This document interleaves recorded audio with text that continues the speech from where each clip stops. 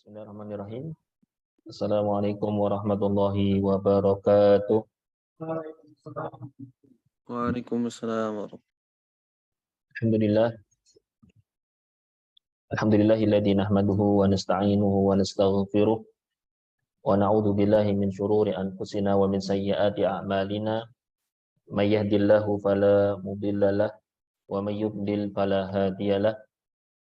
Asyhadu an la ilaha illallah wahdahu la syarikalah wa asyhadu anna Muhammadan abduhu wa rasuluh. Allahumma shalli wa sallim wa barik wa an'im ala Muhammad wa ala ali Muhammad kama shallaita wa sallamta wa barakta ala Ibrahim wa ala ali Ibrahim fil alamin innaka Hamidum Majid. Amma ba'du. Bapak Ibu sekalian, hafizakumullah.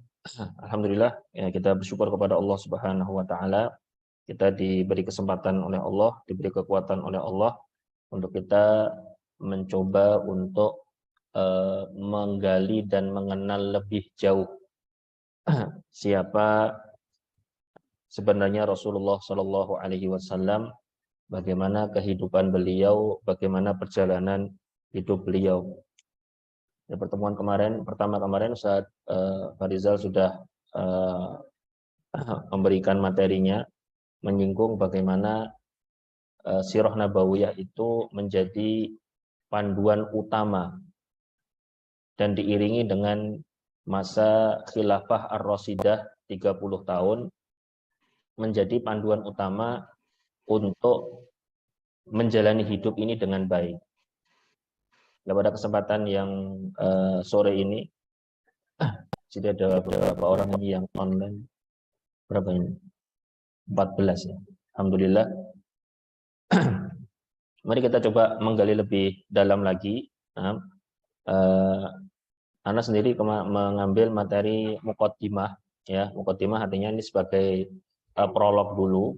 Nah, nanti berikutnya insya Allah akan membahas jahiliyah nanti. Insya Allah 2 materi berikutnya akan bahas tentang jahiliyah. Sebelum saya mulai, saya mau ngasih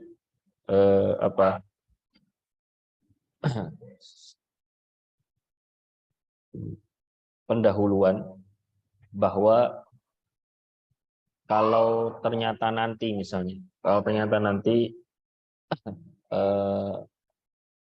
nanti apa yang kita pelajari ini membuat kita kurang mengenal Nabi atau mungkin membuat kita kurang mencintai Nabi, nah itu berarti yang salah pematerinya. Ya, ini materi berat. Nah, ini materi cukup berat karena bagian dari salah satu tanggungan dan amanah yang dipikulkan kepada kami ini, kami bagaimana memperkenalkan Nabi. Sehingga kalau ternyata tidak tidak berhasil, berarti yang materi yang salah ini. Yang materi ini harus di-upgrade lagi ini, biar bisa memperkenalkan Nabi. Dan kami berusaha semaksimal mungkin untuk memperkenalkan ini, menyebarkan ini bagian dari sebuah usaha, meskipun tidak seberapa dari kami untuk mengenalkan kita kepada Nabi kita, sehingga kita benar-benar memahami Nabi. Karena di beberapa video yang sempat beredar itu ya, ada orang tanya, ada orang buat konten, tanya keliling gitu kan, ada mungkin Car Free Day mungkin dia, ya kan, ditanyai siapa Nabi setelah Nabi Isa, siapa Nabi setelah Nabi Isa. Bapak ada nggak bisa jawab coba, subhanallah. Itu kan mengkhawatirkan di Indonesia. Sehingga ini mari kita coba dalami, mari kita coba kenali Nabi kita Nabi Muhammad SAW. Nah, sebelumnya saya ingin menggambarkan terlebih dahulu tentang ini share screen-nya gimana nih, share screen. Ini share screen-nya di mana? Ini. Oh, ini.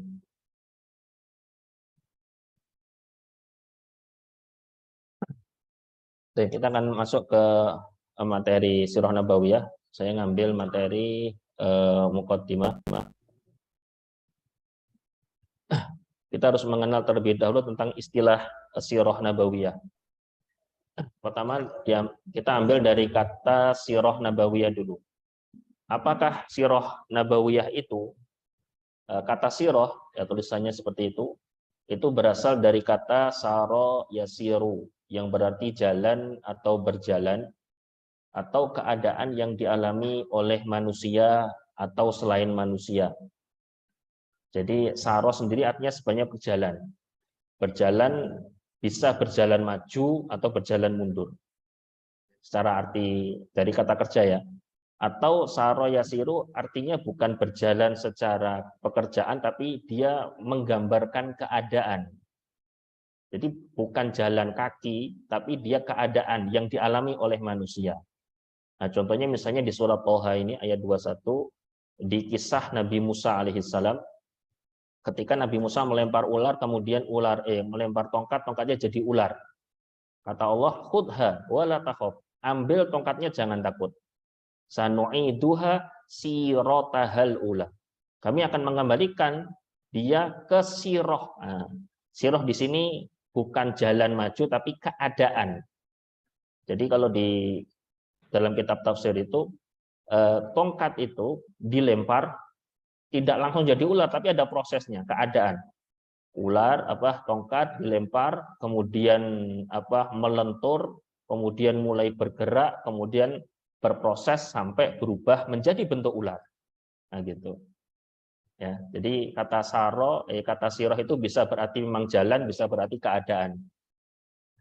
Karena yang kita baca memang itu perjalanan Nabi dan bagaimana keadaan Nabi, gitu. Sehingga dari sini kita bisa berharap untuk memahami bagaimana keadaan-keadaan itu, memahaminya dengan baik, latar belakang kejadian, latar belakang keadaan, latar belakang kabilah dan lain sebagainya. Itu kita coba pelajari dengan baik sehingga kita bisa mengambil dan memotret Nabi itu secara utuh, tidak terpotong. Adapun pengertian sirah yang disampaikan oleh para ulama itu adalah apapun yang dinukilkan kepada kita dari kehidupan Nabi Muhammad SAW, dari kelahirannya, keadaan sebelum dan sesudah diangkat jadi Nabi, serta kejadian peristiwa yang mengiringinya hingga wafatnya Shallallahu Alaihi Wasallam. Ini saya ambil dari kitab Ahamiyatud Dirasah Sirah An-Nabawiyah halaman yang ke-6. Jadi pengertian sirah itu mirip, bisa kalau yang belajar hadis, pengertian ini, definisi ini, takrif ini mirip dengan takrif hadis, definisi hadis. Mirip. Bisa dikatakan 99% mirip gitu. Kenapa?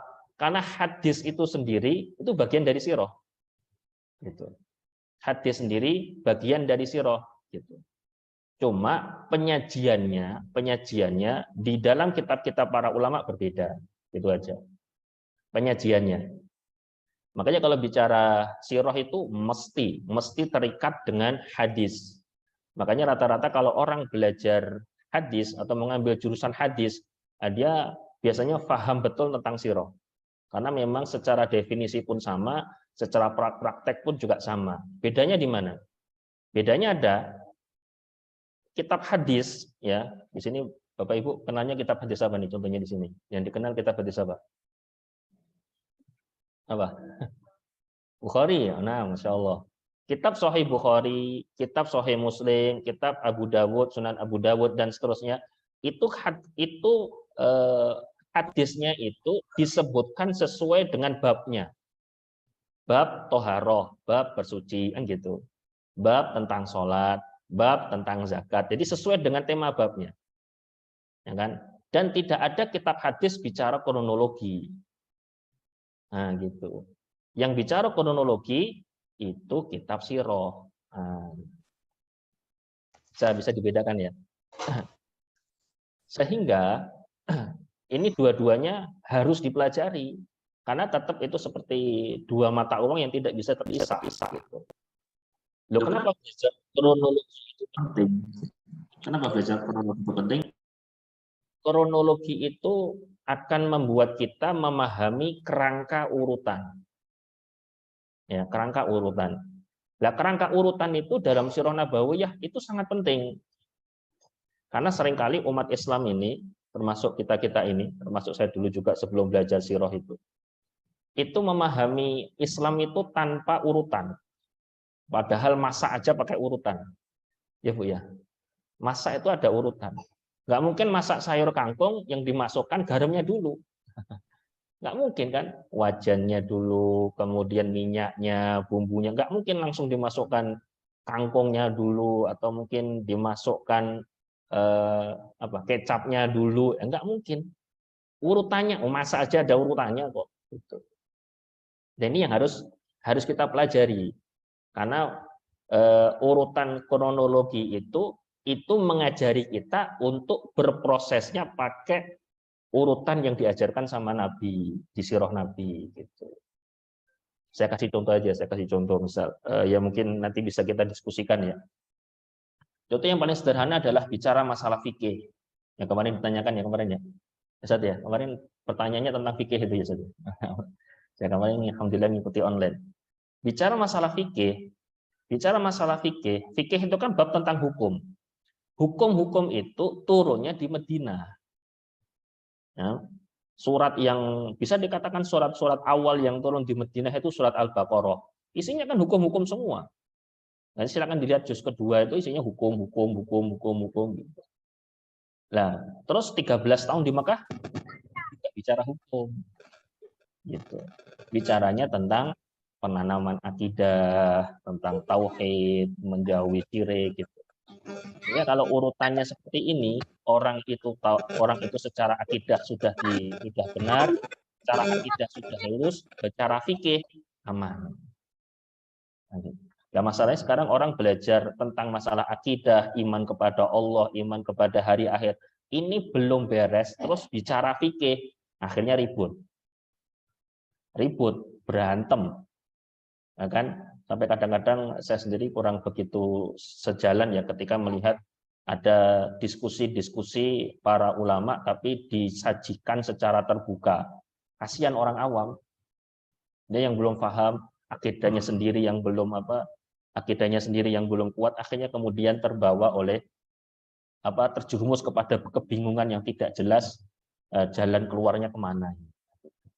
Maka tema tentang urutan itu penting. Nah, di sini kita belajar gitu ya. Di sini kita akan mempelajari itu karena sekali lagi ini dari definisi hadis hampir sama, bahkan bisa katakan sangat hampir sama, cuma secara pengertiannya beda. Nah, pendekatannya berbeda. Pendekatan kitab sirah dengan pendekatan kitab hadis itu berbeda. Sebagaimana pendekatan riwayat sirah berbeda dengan pendekatan riwayat hadis. Yang belajar ilmu hadis, ilmu riwayat tahu menentukan hadis sahih, betul-betul sahih itu ketat sekali. Nah, itu diterapkan di sirah nggak masuk di sirah. Buktinya ada salah satu buku judulnya As-Sirah An-Nabawiyah As-Sahihah karya Syekh Nasiruddin Al-Albani. Nah, kita tahu kan Al-Imam Al-Albani sering menganalisa atau menilai derajat hadis. Nah, beliau mengumpulkan mengumpulkan riwayat-riwayat sahih tentang sirah. Dibuat buku. Bukunya itu berapa? 200 halaman. Itu pun tulisannya gede-gede, Masya Allah. Banyak sekali yang akhirnya tersisihkan. Nah, riwayat sirah itu dia cenderung lebih bisa ditoleransi, tapi ada ketentuannya. Ketentuannya yang disukai para ulama, satu, dia kalau lemah dia nggak boleh terlalu lemah. Ya, kalau dhaif dia lemah, tidak boleh terlalu lemah. Kemudian yang kedua, tidak berlawanan dengan riwayat yang sahih. Satu, tidak terlalu lemah. Dua, dia tidak berlawanan dengan riwayat yang sahih. Yang ketiga, dia tidak menimbulkan hukum baru atau bibit akidah baru. Nah, ketentuan ini untuk menjadi pegangan saat kita membaca riwayat-riwayat sirah. Nah, sekarang kita masuk kepada keistimewaan. Apa istimewanya sirah itu? Nah, ada kata nabawiyah karena ini kita bicara sosok nabi istimewa. Jadi, kenapa dikatakan istimewa? Kalau dalam satu hadis itu Nabi mengatakan ana rahmatul muhdah. Aku adalah rahmat yang dihadiahkan untuk kalian. Kalau Ustadz Asep membahasakannya kado dari Allah untuk kalian. Nah, gitu. Kenapa? Umat-umat terdahulu, umat Nabi Nuh, umat Nabi Hud, umat Nabi Saleh, dan umat-umat setelahnya, itu ketika mereka mengingkari, ketika mereka membantah dan melawan nabinya, akibatnya apa? Akibatnya mereka dihancurkan sama Allah. Saat mereka melawan, saat kondisi masyarakat rusak, saat kondisi masyarakat parah, saat kondisi masyarakat benar-benar buruk, hancur mereka. Beda dengan umat ini. Umat ini itu nanti dibahas ya, insya Allah di 2 pertemuan berikutnya sama Ustadz Farizal sama Ustadz Eko, insya Allah. Masyarakatnya itu jahiliyahnya tuh luar biasa. Masyarakatnya itu loh, entah Jazirah Arab, entah Persia, entah Romawi, itu rusaknya luar biasa. Harusnya diapain? Hancur. Tapi tidak. Justru Allah utus seorang nabi. Itulah kenapa ini hadiah. Hadiah ini, siapa yang nggak suka kado sini? Siapa yang nggak suka hadiah di sini? Nah, kita semua suka hadiah. Nah, ini hadiah Allah untuk kita. Untuk saya, untuk antum, untuk semua muslimin dan muslimat. Maka harusnya kita coba, yuk kita buka hadiah ini dengan hati yang gembira. Kita buka hadiah ini dengan hati yang lapang. Sehingga kita bisa memahaminya dengan benar. Gitu ya. Keistimewaan sirah Nabawiyah. Sirah Nabawiyah itu dengan riwayat dan sanad yang mu'tabar. Yakni bisa dipertanggungjawabkan. Nah, karena kalau nggak pakai riwayat, nggak pakai sanad, semua orang bisa ngomong semaunya sendiri. Nah, coba kalau saya ngomong, Mbak, kakek saya bisa terbang. Saya ngomong gini gimana? Nah, antum percaya nggak? Nah, ini nggak bisa dipertanggungjawabkan. Saya dapat dari siapa? Siapa dapat dari siapa? Siapa dapat dari siapa? Lah orangnya gimana? Orangnya jujur atau pernah berbohong? Dan seterusnya. Kalau orang tanpa sanad, ini nanti akan banyak sekali membuat-buat riwayat. Nah, makanya sirah nabawiyah yang kita pelajari ini bagaimana yang diajarkan oleh Ustadz Asep kepada kami itu dengan riwayat dan sanad yang mu'tabar ya, dari kitab Sirah Ibnu Hisam dan lain sebagainya. Berikutnya sirah nabawiyah itu lengkap dari sebelum kelahiran Rasulullah hingga wafatnya. Nah, jadi sirah Nabi itu lengkap. Dan satu-satunya perjalanan hidup seorang Nabi yang lengkap ya cuma Rasulullah Shallallahu Alaihi Wasallam. Yang lengkap. Nabi Musa, Nabi Ibrahim sekalipun yang kita kenal sebagai ayah para nabi, itu aja riwayatnya diperdebatkan. Contoh, ayahnya Nabi Ibrahim itu namanya siapa? Itu riwayatnya banyak sekali. Kalau kita menggunakan ya bukan menggunakan ya. Sebagian muslimin itu memahami namanya azar. Tapi dalam riwayat sejarah nggak gitu. Dalam literatur sejarah nggak gitu. Ada yang menyebutkan namanya taroh, ada yang menyebutkan namanya taroh, pakai kho, pakai hak. Lalu sebenarnya sing Azar itu siapa? Oh, Azar itu bukan ayahnya, Azar itu pamannya, loh malah. Nah, gitu. Dan seterusnya. Jadi perbedaan itu sangat banyak. Apalagi kelengkapan ceritanya pun tidak utuh. Ya. Nabi Musa juga sama. Tidak ada nabi, tidak ada satupun bisa dikatakan manusia di bumi ini yang riwayat perjalanan hidupnya lengkap seperti Rasulullah Shallallahu Alaihi Wasallam. Apalagi kalau masuk cerita-cerita Nabi Bani Israel, wah riwayat Israiliyat itu luar biasa banyak. Ya, riwayat Israiliyat itu dia riwayat kisah diceritakan oleh ulama Bani Israel. Yang kita tahu salah satu karakter mereka itu suka ngutak-ngatik dan ngerubah-ngerubah. Nah itu di situ itulah kemudian riwayat Israiliyat itu diterima atau tidak, itu ada kaidahnya. Makanya kita harus berhati-hati. Nah, kalau riwayatnya ada, cuma Israiliyat jangan-jangan, nah, gitu. Yang berikutnya keistimewaan sirah nabawiyah adalah Allah bersumpah dengan umur Rasulullah Shallallahu Alaihi Wasallam. La'amruk innahum lafi sakratihim ya'mahun. Nah, la'amruk, lam di sini adalah lamul qasam, lam yang menunjukkan sumpah. Demi umurmu. Mu siapa sini? Rasulullah Shallallahu Alaihi Wasallam. Dan kita tahu bahwa segala sesuatu yang Allah jadikan sebagai sumpah itu memiliki makna yang besar. Umur Nabi itu ada nilainya sangat besar di hadapan Allah. Jadi makanya kita harus pelajari itu. Ya, ini disebutkan dalam surah Al-Hijr ayat 72. Ini keistimewaan sirah yang tidak ada pada perjalanan hidup siapapun. Nah, berikutnya ini urgensi atau penting, apa sih pentingnya kita mempelajari sirah? Ini sudah sedikit disinggung kemarin ya sama Ustaz Pak Rizal. Pertama yang paling penting adalah ini bagian dari langkah kita untuk memahami Al-Quran dan hadis secara komprehensif. Memahami Quran sama hadis itu tidak bisa lengkap kecuali harus pakai sirah. Saya katakan harus, memang harus pakai sirah. Nggak pakai sirah nggak bisa kalau nggak pakai sirah. Dan ini contohnya banyak sekali dalam Al-Quran. Ya. Contoh paling sederhana saja, ayat-ayat yang ada asbabun nuzulnya itu kan berarti ada sirahnya. Ya, ayat yang ada asbabun nuzulnya itu berarti ayat ada nilai sirahnya, nah gitu.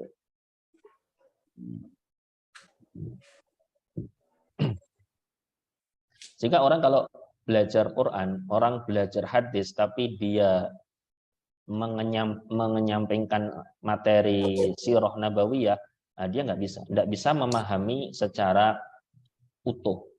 Nah, sehingga bisa dikatakan materinya terpotong-potong. Jadi ya, contoh paling sederhana, nanti dibahas lebih lanjut ya insya Allah. Contoh paling sederhana mungkin surat Al-Lahab misalnya. Kita mungkin hafal ya. Surat Al-Lahab itu di bagian akhir ada kalimat wa mra'atuhu hammalatal hatab.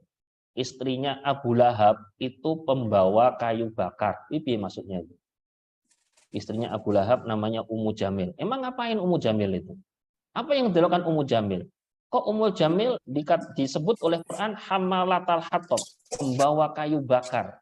Fi jidha hablum mim masad. Itu gimana itu? Ada seterusnya. Nah, bahkan saya sendiri secara pribadi mendapatkan keterangan apa itu ilaf. Kita hafal itu. Li'ila fi Quraisy. Kata ilaf. Ilaf itu saya coba cari di beberapa kitab, saya coba tanya ke beberapa asatid, saya belum paham apa itu ilaf. Ya, masih mengganjal di kepala saya.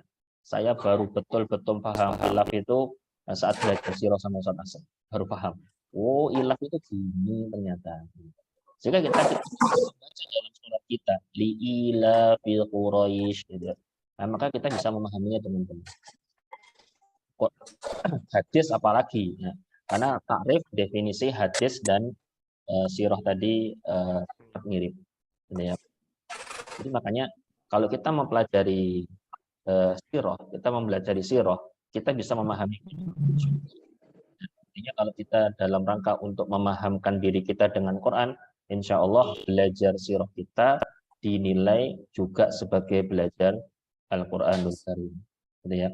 Makanya kita nggak boleh bosan, ya, nggak boleh males. Kenapa? Setiap Muslim dan Muslimah wajib belajar Al-Quran dan hadis. Nah, siapapun kita yang tidak belajar Quran, tidak belajar hadis, kemudian meninggal, asal naudzubillah ini ya, itu berarti dia meninggal dalam keadaan melalaikan kewajiban. Karena itu wajib. Itu wajib. Belajar Quran itu wajib. Belajar hadis itu wajib. Nah, belajar Quran sama hadis jangan dipotong-potong, tapi nah gitu. Harus secara menyeluruh. Yang kedua, mengetahui secara jelas bagaimana mempraktekkan Al-Quran dan hadis secara benar. Nah, kita bicara praktek nih sekarang. Orang kalau dia cuma teori, ya, Quran 30 juz, hadis sudah didewankan, sudah disusun dalam kitab-kitab hadis. Terus prakteknya gimana? Ya. Jadi butuh model. Ada satu model yang bisa menjelaskan dengan mudah. Coba ini saya tanya kepada Bapak Ibu peserta hadirin hadirat semuanya. Antum ketika beli HP, beli laptop, beli TV yang baru itu kan ada buku petunjuknya. Nah, saya tanya sama antum, siapa yang pernah baca buku petunjuknya sampai selesai? Siapa?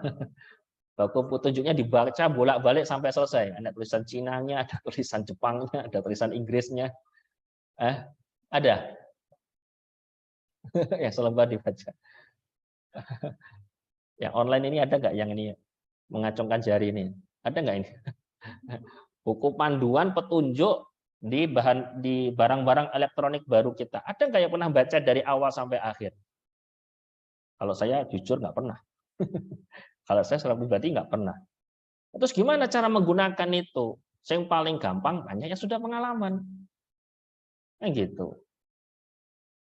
Kenapa? Karena memang membaca teks aturan, membaca teks penggunaan itu memang cenderung berat.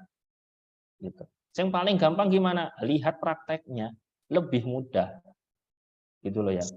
Nah sekarang orang kalau belajar dari sisi nas Al-Quran, sisi nas hadis itu bagus. Bahkan kalau bisa membaca, mentelah itu bagus. Tapi itu dari segi teori saja. Prakteknya gimana prakteknya? Nabi mempraktekkan itu gimana coba? Nabi mempraktekannya. Sehingga dalam masalah ini nanti kita akan kita pelajari dan kita dapatkan di materi, insyaallah di materi Sirah Nabawiyah ini kita akan dapatkan tentang bagaimana Nabi sih mengamalkan Quran itu gimana. Gimana Nabi itu menjalankan aturan Allah Al-Quran ini bagaimana. Di lingkungan di Mekah maupun yang ada di Madinah. Itu seperti apa? Karena kita harus jelas di sini. Sosok Nabi itu harus terpotret secara utuh. Nah, gitu. Terpotret harus utuh, jangan potong-potongan, ya kan?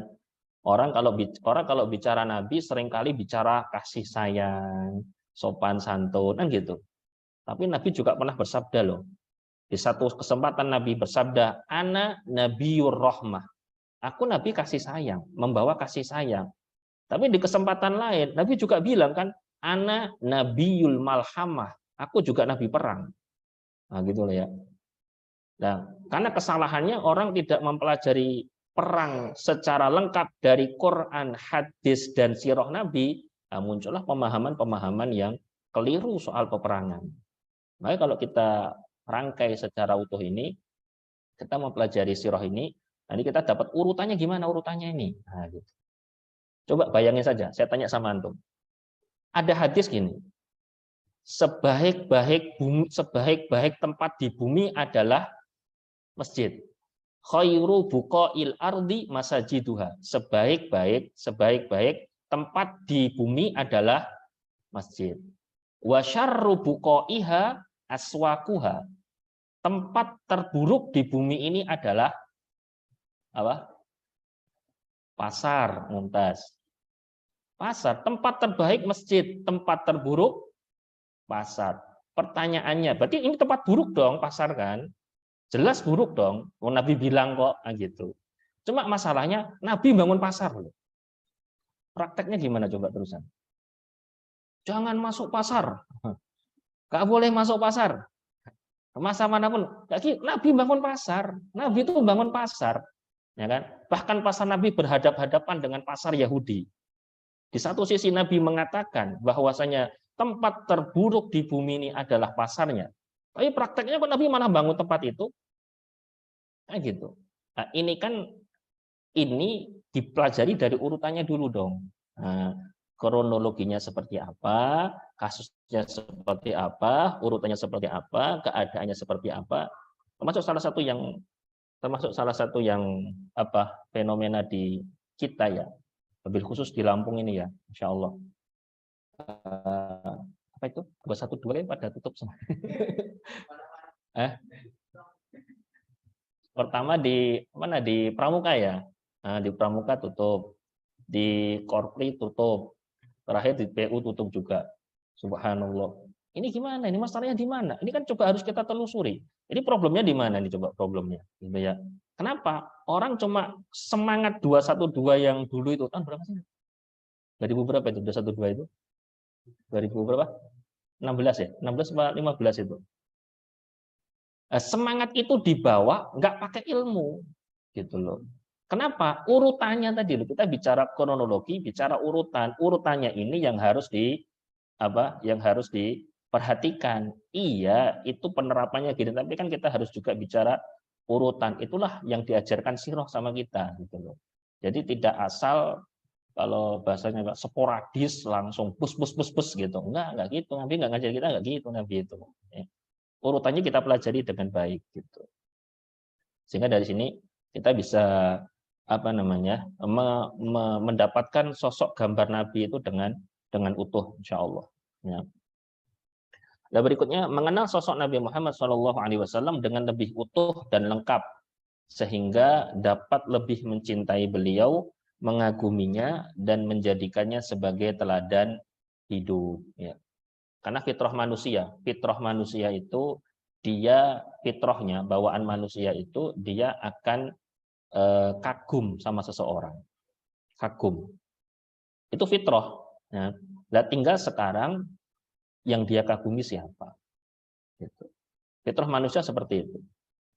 Makanya silakan diperhatikan putra-putri kita, anak-anak kita, lingkungan di sekitar kita, mereka punya sosok yang dia kagumi.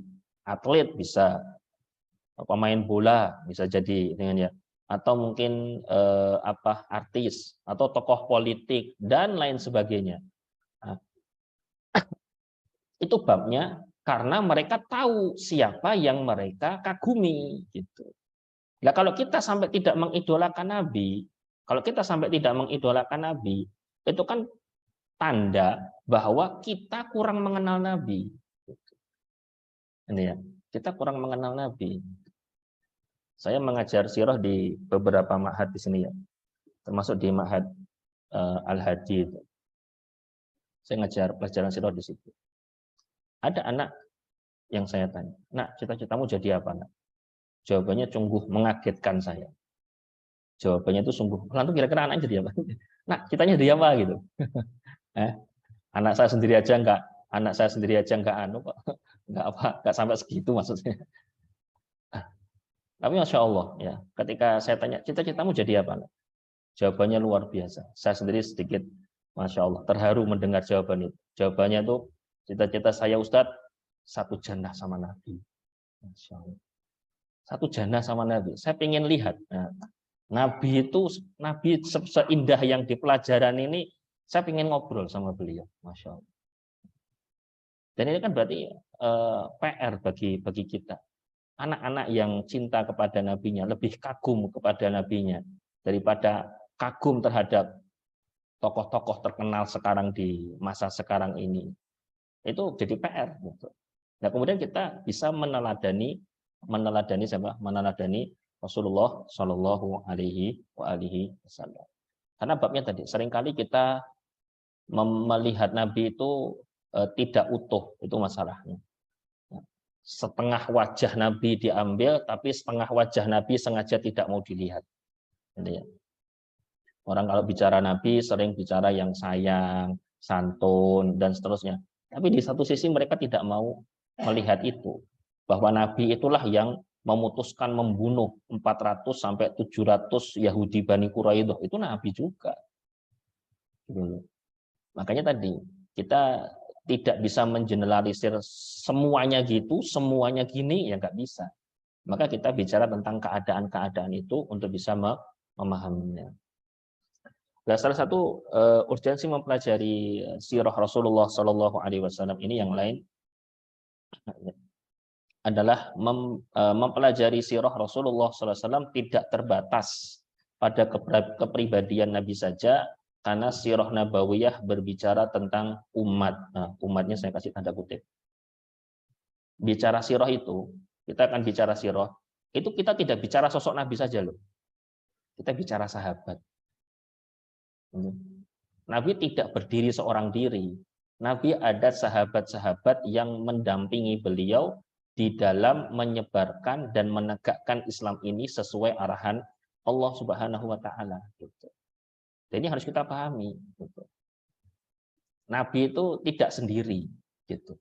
Maka kita nanti juga penting untuk mempelajari tentang sirah-sirah para sahabat gitu. Kenapa? Karena problem sekarang ini yang dibangun, kejiwaan yang dibangun di putra-putri kita itu adalah superhero yang hebat seorang diri. Antum pernah lihat superhero apa ya? Atau pernah lihat superhero apa? Satu sosok superhero bisa melawan dan mengalahkan ratusan ribu musuh sendirian. Ini untuk anak seru, untuk seorang anak ya. Tapi dari sisi kejiwaan berbahaya. Karena dia akan terdorong untuk tampil seorang diri tunggal. Nanti salah satu kecenderungannya dia sulit untuk diajak bekerja sama dalam tim, dalam kelompok, dan seterusnya. Karena dia terdorongnya, dia tertanam dalam bawah pikiran dia tentang saya ingin seperti dia, seorang diri bisa. Padahal Nabi, sahabat mendampingi beliau. Nggak bisa kita sendiri itu nggak bisa. Kita kerjasama itu dalam tim dan kita sudah merasakan itu di dunia nyata. Itu yang cuma ada di film doang. Itu di film doang. Nah, cuma anak-anak kita, putra-putri kita itu ketika melihat seperti itu, kan hebat loh. Kehebatan dalam film itu ingin dibawa dalam dirinya. Sehingga kemudian terdorong untuk melakukan hal-hal yang semacam itu. Berpikir saya sendiri bisa, saya nggak butuh orang lain, saya bisa, saya ingin tonjol, saya ingin yang pertama, saya ingin yang nomor satu, dan seterusnya. Kerjasama dalam tim, bahkan dalam menyebarkan Islam ini, kalau kita bicara Nabi, sirah nabawiyah ini, itu bagian dari sesuatu yang tidak bisa kita lewatkan. Makanya nanti ada kisah tentang masuk Islamnya Umar, masuk Islamnya Hamzah, bahkan kalau ada kesempatan masuk Islamnya sahabat Salman Al-Farisi, hadisnya panjang sekali itu, dan lain sebagainya. Itu memberikan pelajaran kepada kita, mempelajari sosok Nabi itu, mempelajari sirah nabawiyah itu, seakan-akan kita coba sih posisikan diri kita sebagai sahabat, kita bersama Nabi. Keadaan kita sekarang seperti ini, kira-kira Nabi ngasih solusi apa sama kita? Nabi ngasih instruksi apa sama kita? Nabi ngasih arahan apa sama kita? Nah, gitu. Jadi kita mempelajari ini. Ya. Loh itu kan zaman dulu, zaman sekarang itu mataharinya kan sama. Ya, mataharinya tidak berbeda. Semua yang bergulir ini di atas aturan Allah. Nah, tidak ada yang beda dari zaman dulu maupun zaman sekarang karena mataharinya masih satu. Sehingga kita jadikan panduan ini guna untuk kita benar-benar bisa menerapkan ini semua di dalam kehidupan kita, keluarga kita, dan lingkungan kita. Berikutnya sirah nabawiyah dalam pandangan para ulama. Apa sih? Bagaimana para ulama memandang sirah nabawiyah ini?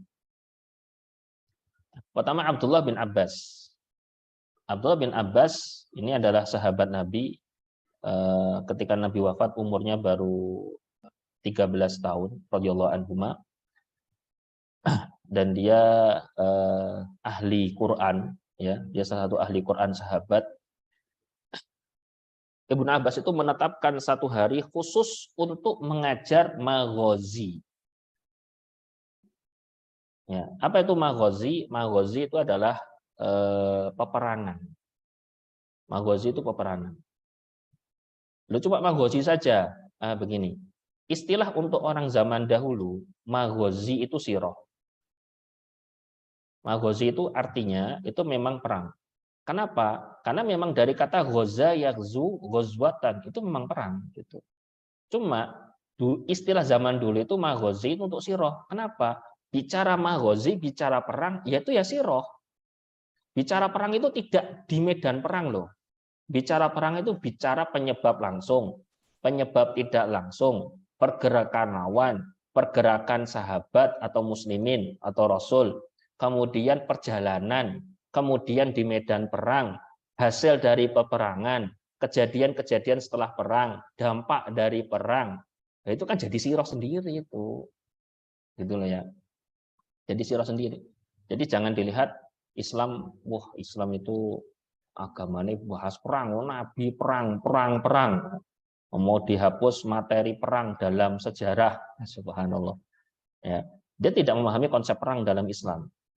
Nah, sekali lagi bahwa tema perang itu dalam Islam diatur sedemikian rupa, sedemikian ketat, gitu ya, sehingga tidak bisa dipelajari cuma 1 sampai 2 pertemuan saja, nggak bisa. Ya, dipelajarinya harus secara utuh, gitu. Nah, kisahnya itu Ibnu Abbas itu punya rumahnya di Taif, Nah, setiap hari itu orang datang ke rumahnya Ibnu Abbas, pingin belajar dan pingin tanya. Bahkan disebutkan rumah Ibnu Abbas itu hampir pingin jebol, saking banyaknya orang, ya kan? Karena akhirnya Ibnu Abbas membuat kebijakan yang mau tanya Quran masuk, nah, yang lain nunggu di luar. Yang mau tanya hadis masuk, yang lain nunggu di luar. Nah, tapi orang-orang pada nunggu di luar itu, ya kan? Nah, melihat fenomena seperti ini, kemudian Abdullah bin Abbas dibuat jadwal. Nah, salah satu harinya itu khusus bahas sirah. Nah, gitu. Kayak sini ya, ini 1 hari khusus bahas sirah. Hari Sabtu sore bahas sirah. Ini kayaknya ngikuti bin Abbas ini, insya Allah. Nah, Abdullah bin Abbas menerapkan 1 hari khusus untuk mengajari sirah. Itu berarti penting untuk kita pelajari. Dalam 1 minggu, 1 hari kita belajar sirah nabawiyah. Nah, ini ada dalilnya, ya kan? Dalilnya. Ini disebutkan dalam kitab At-Tabaqatul Kubra karya Imam Ibnu Sa'ad. Berikutnya Ali bin Al-Husain. Kita mengenal dengan Ali Zainal Abidin. Wafat tahun 94. Kami diajari maghazi Rasulullah Shallallahu Alaihi Wasallam sebagaimana kami diajari surat dalam Al-Quran. Masya Allah. Kami diajari maghazi Rasulullah Shallallahu Alaihi Wasallam sebagaimana kami diajari surat dalam Al-Quran. Ini yang ngomong gini ini bukan Ali Zainal Abidin saja. Beberapa tabi'in itu juga mengucapkan kalimat yang mirip. Termasuk contohnya siapa? Muhammad bin Sa'ad bin Abi Waqqas, ya, anaknya Sa'ad bin Abi Waqqas. Sa'ad bin Abi Waqqas sahabat Nabi punya anak, diajari tentang sirah Nabi. Ya. Pengajarannya itu seperti anak itu diajari 1 surat dalam Al-Quran. Nah, sekarang coba ditanya sama diri kita, gimana cara ngajari Quran ke anak itu? Ini harus ada kurikulumnya. Ngajari sirah itu nyaris sama seperti ngajari 1 surat dalam Al-Quran. Levelnya itu nyaris sama. Gitu ya. Gimana? Kalau kita ngajari anak-anak Quran gimana? Anak Quran gimana? Seperti itulah kita harus ngajari sirah sama mereka. Gitu. Kita harus sediakan waktu cerita. Ya, jadi masalah kan kadang-kadang mengandalkan, kalau saya pribadi ya, kalau tidak cocok ya udah. Kalau saya pribadi lebih suka bercerita sirah itu tidak pakai visual ke anak-anak ya, ke anak-anak, kecuali bicara tentang tema peta gitu kan ya, kecuali karena memang petanya sebagian anak-anak belum memahaminya dengan baik, peta Jazirah Arab itu. Bicara tentang kenapa kok saya milih mengedepankan audio gitu ya. Ya karena biar fokusnya terjaga. Kalau pakai visual cenderung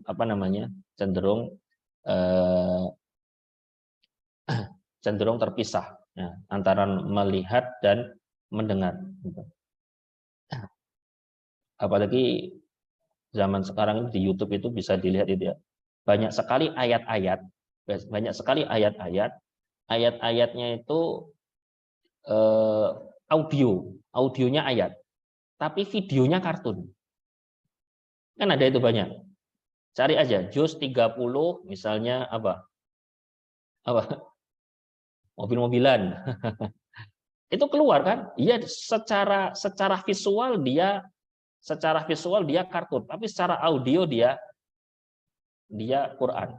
Nah, dalam kasus seperti ini, kalau saya pribadi itu kurang setuju ya. Ayatnya bicara kiamat toh, idza syamsu kuwirat wa idza nujumu kadarat. Yang lewat baby bus. Ini gimana ini? Ini bicara tentang kiamat toh. Sehingga yang dikhawatirkan, saya kurang tahu. Yang dikhawatirkan, maksudnya untuk anak saya sendiri, yang dikhawatirkan bicara kiamat, kemudian di pikiran mereka baby bus ya lucu ini namanya jadinya kan. Makanya harus sesuai antara video yang ditonton dengan audio biar maknanya itu bisa masuk. Dan tinggal coba sekarang kita tanya sama ahli Quran. Kita tanya kepada para ahli Quran, gimana sih ngajari Quran itu? Tanya sama beliau-beliau. Tanya, nah sekarang kita coba ambil konsepnya, kita ambil konsepnya, prinsipnya, kaidahnya, coba kita terapkan dalam sirah. Ngajarinya harus gitu. Gitu. Ya, kita mengacu kepada kalimat Ali Zainal Abidin dan beberapa tabi'in yang lain. Gitu. Berikutnya Imam Az-Zuhri. Ilmu maghazi mengandung ilmu akhirat dan ilmu dunia. Nah, bicara tentang sirah, ya, bicara tentang sirah itu di dalamnya ada ilmu tentang akhirat, di dalamnya ada ilmu tentang dunia. Banyak sekali ini. Nah, ini nanti kita bisa akan dapatkan secara lebih lengkap dalam perjalanan ya, dalam perjalanan tentang bagaimana Nabi ngajari kita memahami ilmu dunia dan akhirat sekaligus. Masya Allah. Nah, contohnya misalnya saat Fathu Mekah misalnya. Saat Fathu Mekah itu orang-orang Quraisy yang masih kafir didatangkan di depan Ka'bah. Jadi ya. Nah, kemudian itu orang-orang Quraisy. Dia punya sejarah, punya track record musuhi Nabi. Bahkan angkat senjata merangi Nabi. Bahkan sebagiannya pencetus beberapa peperangan kecil ataupun besar. Nah, itu Nabi ketika Nabi mampu untuk membalas, gitu ya. Ketika Nabi mampu untuk membalas, Nabi justru maafkan. Nah, gitu. Itulah kemudian muncul istilah memaafkan yang terbaik adalah ketika mampu untuk membalas. Dia tidak milih mau membalas, nggak mau. Dia lebih memilih untuk memaafkan. Nah, gitu. Itu ada nilai apa memaafkan di situ, ya kan? Kemudian dengan memaafkan itu di dunianya dapat apa, nah, dan seterusnya. Dengan dimaafkannya orang-orang ini, siapa nama-nama orang yang dimaafkan Nabi, siapa nama orang-orang yang kemudian Nabi perintah untuk dieksekusi mati. Coba lihat ke depannya orang ini jadi apa. Coba dilihat di sejarah berikutnya, di sirah berikutnya orang ini jadi kayak apa. Nah, itu nanti di sana akan didapati bijaksananya Nabi ini luar biasa. Nah, jadi Nabi itu mengambil suatu keputusan itu tidak serampangan. Nah, berikutnya Al-Hakim An-Nisaburi, wafat tahun 406 Hijriah. Bagian ke-48 dari ilmu hadis yaitu tentang maghazi dan sirah itu merupakan ilmu yang mesti dikuasai oleh setiap ulama. Nah, semua ulama mesti harus paham sirah. Jadi kalau kita merencanakan untuk putra-putri kita menjadi seorang alim, seorang ulama, maka kita harus ajari mereka sirah nabawiyah. Nah, agar tidak salah dalam memahami Quran tadi, dan salah dalam memahami hadis, atau tidak lengkap dalam memahami Quran, tidak lengkap dalam memahami hadis. Berikutnya Ibnu Hazm Al-Andalusi. Mendalami sirah Nabi Shallallahu Alaihi Wasallam akan mendorong siapapun kepada keniscayaan untuk mengakui kebenaran Nabi dan bersaksi bahwa beliau benar-benar utusan Allah. Seandainya Muhammad Shallallahu Alaihi Wasallam tidak memiliki satupun mukjizat selain sirahnya, maka itu sudah cukup. Itu dalam kitab Al-Fisal fi Milal wan Nihal. Jadi mempelajari sirah Nabi itu akan mendorong kita untuk semakin percaya. Kita sudah percaya, tapi kepercayaan itu akan semakin menguat bahwa ini tidak mungkin dilakukan kecuali seorang Nabi. Ya, saya kasih contoh. Hadis Nabi yang sangat jelas. Ma'aba Rasulullah Shallallahu Alaihi Wasallam ta'aman qat. Nabi tidak pernah mencela makanan. Nah, kita pernah nggak? Wah, saya nggak pernah. Kita ambil salah satu takwil, syarahnya. Al-Imam An-Nawawi mensyarah, maksud dari mencela adalah komentar. Ada yang nggak pernah komentar? Lagi di jalan nih sama teman, sama keluarga ini. Lapar nih. Enggak, ayo, di mana? Tuh. Ah, jangan, nggak enak. Gimana? Nabi nggak pernah. Ya, Nabi tidak pernah. Komentar aja enggak. Jangan berharap mencela. Komentar aja nggak pernah. Nabi itu pernah makannya makan dop ya. Dop itu bukan biawak di negeri kita Indonesia. Tapi ya sejenis biawak, satu spesies dengan biawak, tapi makanannya tanaman, bukan daging. Ada biawak dihidangkan di depan Nabi. Di sana ada beberapa sahabat termasuk Khalid bin Walid. Nabi mau makan, kemudian dikasih tahu sama istrinya, ya Rasulullah itu dop ya Rasulullah. Dop. Nah, gitu.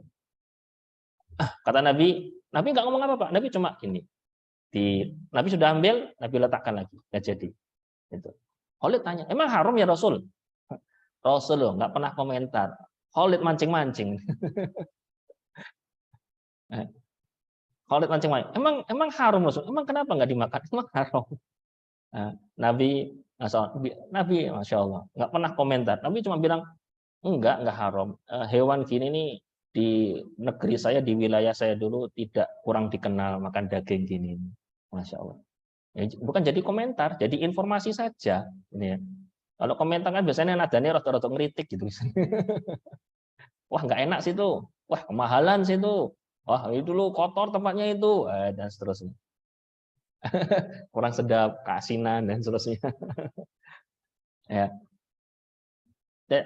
Dari sisi akhlak saja, contoh tadi ya, dari sisi akhlak saja, itu sendiri kita sudah paham. Kita sendiri aja kayaknya mustahil melakukan itu. Gitu ya. Lah Nabi itu lo bisa. 23 tahun nggak pernah mencela makanan, komentar aja tidak, Masya Allah. Ya kan? Kalau memuji makanan, Nabi beberapa kali. Gitu.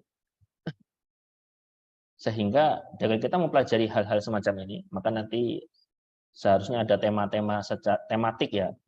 Nabi dengan makanan, nah gitu kan ya. Syama'il lah ya, maksudnya sejenis syama'il ya. Kemudian Nabi sebagai seorang ayah. Nabi sebagai seorang murid. Nabi jadi murid, gurunya Jibril. Iya. Bahkan saya punya teman bilang, teman Ana punya disertasi Nabi sebagai seorang murid. Masya Allah. Jadi disertasi pembahasan itu.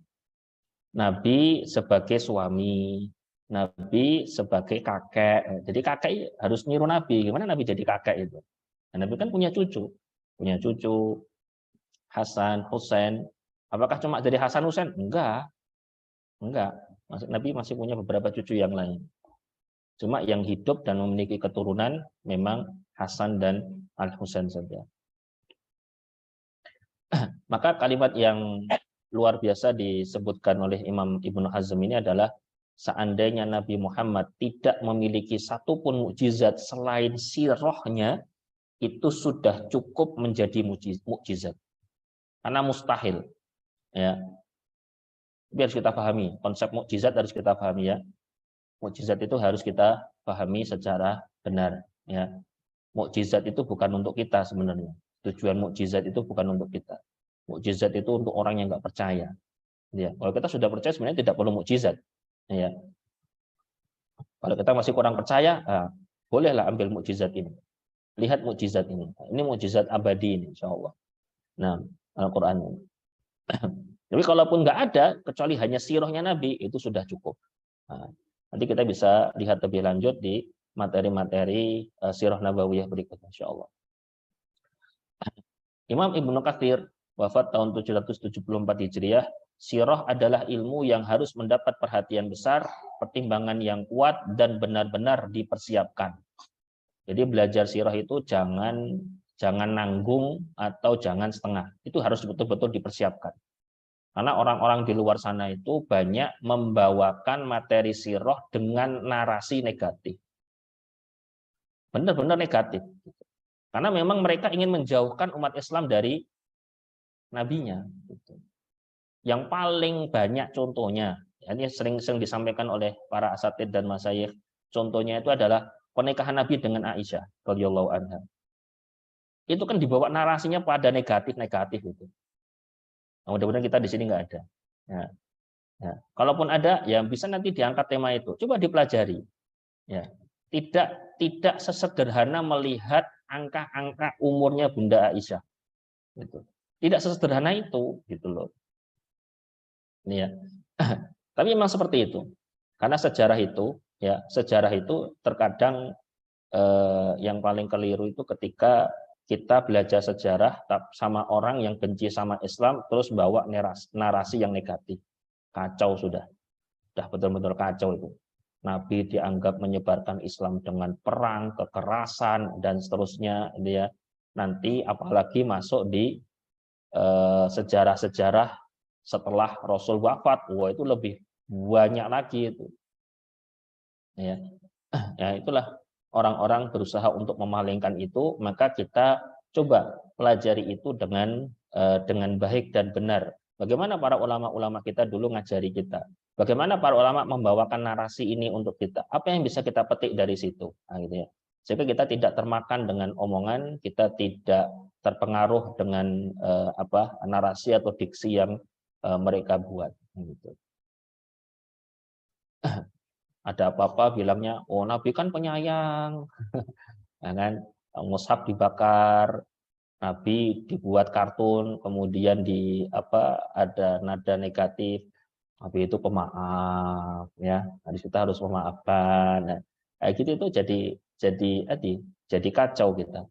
Kenapa? Ya, karena kita memahaminya tidak lengkap. Maka harus dipersiapkan. Jadi materi belajar sirah termasuk saya juga ini, termasuk Ana juga ini mempersiapkan materi sirah atau sejarah ini juga ya harus dipersiapkan ya. Jadi tidak ngasal atau ala kadarnya sajalah, enggak bisa. Harus disiapkan dengan baik, harus disiapkan dengan benar. Berikutnya Al-Khatib Al-Baghdadi, Maghazi Rasulullah SAW berkaitan dengan banyak hukum, sehingga menulis dan menghafalnya adalah kewajiban. Kita bicara sirah itu berkaitan dengan banyak sekali hukum. Makanya wajib nulis, wajib menghafal. Ya kan? Ini ada yang buat tulisan. ini juga yang online buat tulisan, udah buat tulisan mencatat ya. Habis ini dihafal. Iya, ini ya. Ya mungkin pertama agak sedikit susah ya, termasuk saya dulu awal-awal belajar sirah itu agak sedikit kesusahan. Ya, tapi ketika banyak berdoa sama Allah, dijalani dengan sabar, insya Allah bisa. Ya. Dan maka harus siapkan catatan. Ya, catatannya harus disiapkan, kemudian juga mulai dihafal. Nah, mulai dihafal. Ini kalimat Al-Khatib Al-Baghdadi dalam kitab Al-Jami' li Akhlaqi Rawi Adabus Sami. Berikutnya Syekh Ali At-Tantawi, ini salah satu ulama kontemporer juga. Setiap kepala keluarga wajib memiliki buku yang lengkap dari kitab-kitab sirah nabawiyah untuk selalu membacanya dan membacakannya kepada keluarga dan anak-anaknya. dan menyisihkan waktu 1 jam untuk menyisihkan waktu 1 jam untuk itu setiap hari, agar mereka tumbuh dengan mengetahui biografi Rasulullah Shallallahu Alaihi Wasallam, karena biografinya adalah sumber murni bagi pelajar fikih, panduan yang membimbing pencari kebenaran, dan konstitusi yang komprehensif untuk semua orang baik. Nah, di rumah sudah ada buku sirahnya? Ada, dari baca. Belum tamat. Kalau sama saya udah punya bukunya, udah dibaca, udah selesai, udah paham, belum. Ya. Maka ini kita persiapkan. Nah, coba dibuat satu hari kalau mampu. Kalau terlalu banyak 2, atau terlalu padat 2 atau 3 hari. Buat waktu, sisihkan waktu, anak-anak duduk cerita. Dan itu akan membuat mereka, ayah, bunda, cerita lagi dong, cerita lagi gitu. Ya. Saya sampai sekarang ini masih dimintai cerita sama anak-anak terus. Ayah, ayo cerita Khadijah itu belum selesai ya, cerita lagi ya gitu. Jadi ketika mereka mengedepankan audio, ya, ini mungkin bagian dari salah satu sedikit ya yang saya pelajari. Kalau anak mengedepankan audio, itu mengarahkannya lebih mudah daripada anak yang mengedepankan visual. Yang saya alami, yang saya pelajari, dan saya baca di kitab-kitab para ulama seperti itu. Ya, mungkin salah satunya nanti bisa dicek di YouTube, nggak tahu judulnya apa. Ustaz Budi Azhari pernah bahas ini, audio dan visual dalam Al-Quran. Seingat saya ada, cuma nggak tahu judul apa namanya itu, YouTube-nya. Nah, itu apa saya kurang tahu.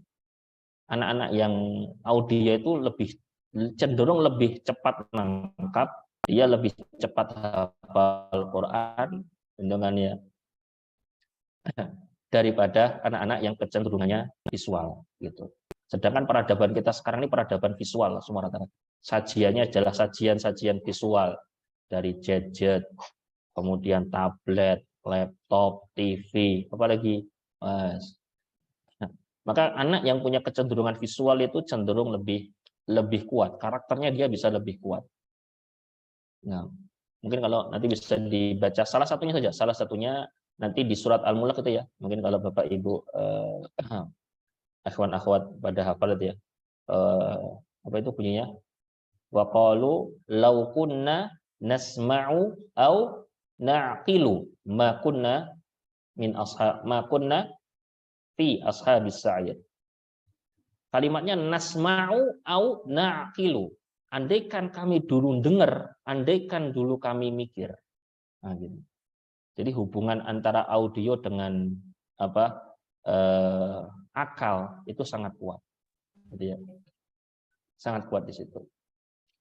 Makanya coba cerita. Nah, cerita, jangan dominan visualnya. Duduk cerita, ya ceritanya tentu yang untuk anak-anak asik lah ya, tidak monoton gitu, enggak.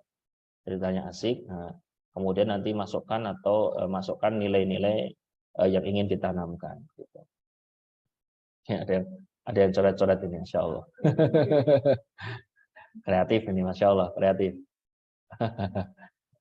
Ya, kalau dicoret-coret sini, lihat aja ya, dilihat kalau nggak terbaca tulisannya, lihat di materi yang dibagikan aja. Nggak apa-apa. Baik. Nah, berikutnya ini Syekh Dr. Yusuf Al-Qaradawi. Nah, yang benar Al-Qoro, ya, ro-nya di fathah, bukan Qaradawi, yang benar Qaradawi. Setiap ulama yang belum berkesempatan untuk menulis tentang kepribadian Nabi yang agung ini pasti menyimpan harapan mendalam kepada Allah agar diberi kesempatan, termasuk saya, sehingga dapat menulis sebuah karya tentang sirah Muhammad Shallallahu Alaihi Wasallam. Itu cantum dalam Muqaddimah As-Sirah An-Nabawiyah karya Ali Hasan An-Nadawi. Jadi setiap orang, setiap ulama itu saking rindunya mereka, saking cintanya mereka kepada Nabi, mereka punya cita-cita untuk menulis sirah ini. Nah, menulis sirah itu. Dan itu kata Dr. Yusuf Al-Qaradawi termasuk saya. Gitu. Saya juga pengen itu. Dan kalau saya secara pribadi mengajar sirah itu jarang pakai materi tertulis gini. Ya, materi tertulis untuk nama-nama atau keadaan-keadaan tertentu. Dan ketika itu saya coba lihat beberapa santri yang saya ajar itu ada yang kelas 1 atau kelas 7 ya. Kelas 7 atau kelas 1 sanawi itu ada yang materinya itu baru sampai wahyu pertama. Wahyu pertama yaitu surat Iqra itu sudah habis 2 buku. Jadi 2 buku itu ditulis dari awal sampai akhir, dan nyatet 2 buku. Masya Allah, masuk buku ketiga. Saya bilang dibaca lagi nak, dibaca lagi, disusun yang rapi, nanti dibuat buku. Nah, saya bilang gitu sama anaknya. Baru sampai Iqra itu udah 2 buku. Kita nanti sampai Iqra berapa buku nanti kita ini? Ini ya. Ya, bagian dari PR kita ya. Sekelas Dr. Yusuf Al-Qaradawi ini bercita-cita ingin menulis sebuah karya tentang sirah, apalagi kita buktikan cinta kita ini. Salah satu bentuk kecintaan kita coba mengekspresikan cinta kita dalam mencintai Nabi dengan menulis sejarah Nabi. Yang terakhir yaitu Profesor Dr. Faruk Hamadah. Setahu saya ini masih hidup beliau. Sirah Nabawiyah adalah poros sekaligus esensi hadis dan sunnah. Sirah selalu eksis dalam setiap lembaran ilmu dan pengetahuan. Mengetahui sirah merupakan kebutuhan asasi bagi setiap muslim dalam segala situasi yang dihadapinya. Jika ada masalah, nah itu ya berarti kata beliau, ada masalah, ya, tanya sama sirah. Gimana sirah itu ngajari kita? Nah, untuk bisa paham Quran, untuk bisa paham hadis, ini harus pakai sirah Nabawiyah. Nah, sekarang bagaimana kita memahami sirah dengan baik? Itu kita betul-betul harus menguasainya, memahaminya dengan utuh. Sekali lagi, karena saya dulu ya tapi ya, ketika masih belajar dulu, termasuk orang yang sempat salah dalam memahami sirah dulu. Ya. Tapi alhamdulillah Allah beri kepada Al-Fakir hidayah, ya. Kemudian bisa mulai tekun mempelajarinya. Gitu. Sehingga kita perlu ini. Ya, sekali lagi, kalau saya secara pribadi dengan mempelajari sirah ini bagian dari cara kita sebagai umat Islam memahami Quran, memahami hadis dengan baik dan lengkap, itu sudah lebih dari cukup bagian untuk mendorong kita lebih untuk mempelajari sirah Nabawiyah. Allah taala alam bissawab. Nah, baik. Ini masih ada kurang lebih berapa nih? Sampai selesai, sampai jam 6-an kurang lebih. Masih ada waktu setengah jam, mungkin kita buat untuk diskusi. Mungkin ada dari Bapak, Ibu, ikhwan, akhwat yang ingin silakan, fadhal. Ada? Silakan fadhal yang ingin.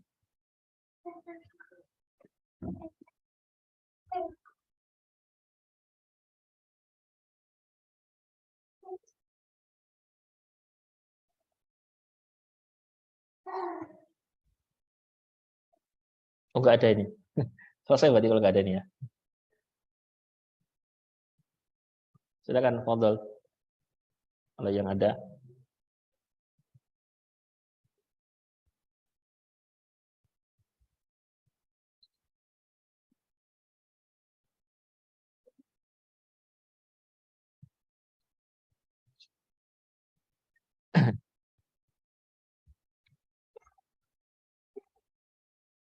Tidak ada? Dari Bapak Ibu yang di online tidak ada?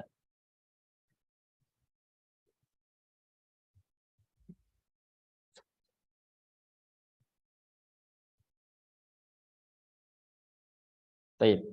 Kalau tidak ada, berarti insya Allah kita akan sambung di minggu depan insya Allah. Ustadz Eka atau Ustadz Farizal nanti akan bahas tentang jahiliyah dengan izin Allah Subhanahu wa taala.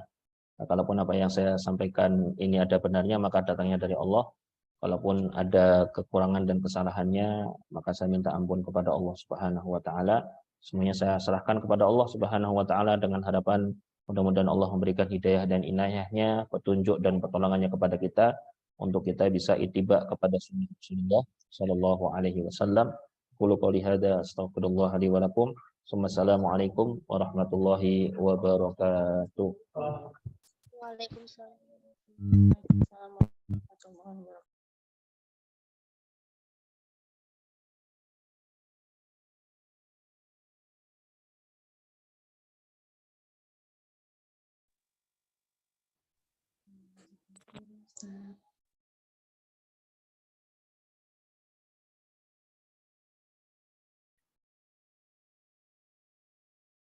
Nah,